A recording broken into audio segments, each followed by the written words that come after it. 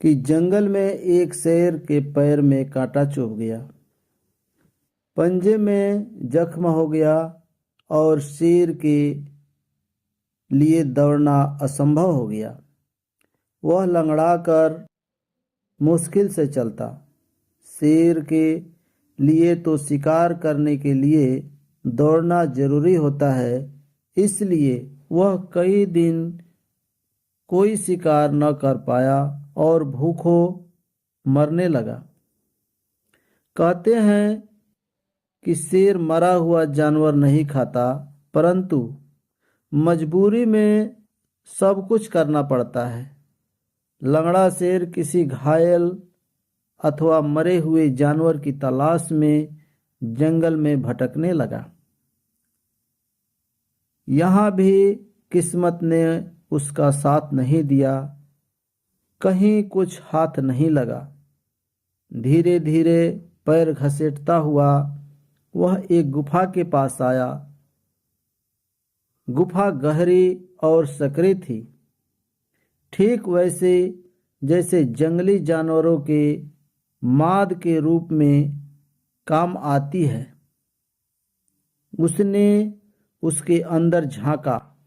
माद खाली थी, पर चारों ओर उसे एक बात के प्रमाण नजर आए कि उसमें जानवर का बसेरा है।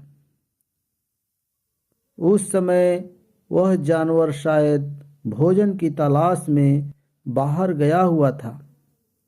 शेर चुपचाप दुबक कर बैठ गया ताकि उसमें रहने वाला जानवर लौट आए तो वह दबोच ले।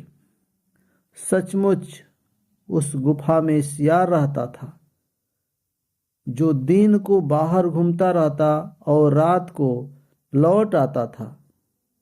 उस दिन भी सूरज डूबने के बाद वह लौट आया। सियार काफी चालाक था, हर समय चौकन्ना रहता था। उसने अपनी गुफा के बाहर किसी जानवर के पैर का निशान देखे तो उसे शक हुआ कि कोई शिकारी जीव माद में उसके शिकार की आस में घात लगाए बैठा हो। उसने अपनी शक की पुष्टि के लिए सोचा विचार कर एक चाल चली। गुफा के मुहाने से दूर जाकर उसने आवाज दी, गुफा ओ गुफा। गुफा में चुप्पी छाई रही। उसने फिर पुकारा, अरे ओ गुफा, तू बोलती क्यों नहीं? भीतर शेर दम साधे बैठा था। भूख के मारे पेट कुलबुला रहा था।